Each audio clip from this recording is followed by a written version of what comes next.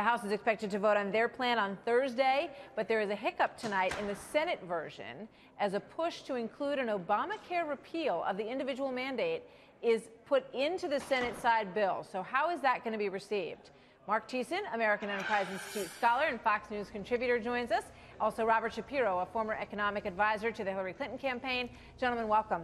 Great to have both of you with us. Mark, I pressed Speaker Ryan on the issue that some people's taxes will go up. Yep. And he basically swears up and down that that is absolutely not the case, that the numbers that we have looked at will not force anyone's taxes to go up. What do you say? Well, first of all, he used very interesting language. He said, first of all, he did a great job tonight. I thought he did a fantastic job of laying out the principles behind this tax reform, which are that you should keep more of your money in the first place rather than sending it to Washington and letting them give you back if you do certain things the government wants. We need to get the economy moving. We got to stop punishing companies and pushing them overseas and start help. Why are we taxing small businesses that are struggling higher than corporate taxes even? So I think he did a great job of selling his plan. The problem he faced were all those people, when you asked your audience, how many of you think your taxes are going to go up? And a lot of hands went up, at least the first time. A lot of hands went up until they had to say something. They didn't want to actually be asked a question. But this is a big problem for the Republicans if people think that their taxes are going to go up under this bill. When I worked for George W. Bush, when he was pushing the Bush tax cut in 2001, he was able to go out and say, every American will get a tax cut. Paul Ryan couldn't say that tonight. He said the average American will see, in every income bracket, will see their taxes go down, but that means some of them will see their taxes go up. When no American in this country should ever be able to utter the words, Republicans raised my taxes, and that's the problem that they are dealing with in selling this bill. Robert Shapiro, what do you think about the bill as it looks now? Well, the fact is, this is a $5.8 trillion in tax cuts and $4.3 trillion in tax increases.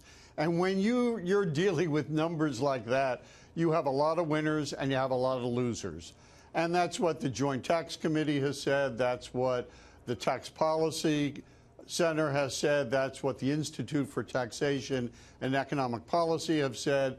They all agree that it looks like, depending on the year, between 20 and 25% of taxpayers will see a tax increase.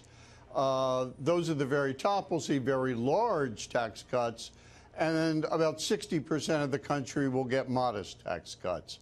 That's kind of hard to sell. I don't see a big tax cut at the upper end of the bracket. The Senate plan cuts it to 38.5. The House plan leaves it at 39.6. Well, so how do you see a big increase for the people at the upper end? Well, there are several points here. One, most of the income at the very top is not labor income taxed at those rates. It's capital income. And the taxation on capital income is going down. Second, we had the end of the inheritance tax, which affects the top 0.2% of the country. About $280 billion. And a lot of small businesses and farmers, too. Yeah, I got to jump in because I'm running out of time. Businesses that are worth more than $10 million. Very happy with this deal from what I'm hearing. All right, I got to leave it there, guys. I got 20 seconds. Mark, quick response, and then I got to go. Yeah, I think they're going to pass this because the reality is if they don't pass it, they're finished. Staring down at the political abyss tends to focus the energies of the Congress. All right. Gentlemen, thank you very much. Great to see you. Too many tonight. losers.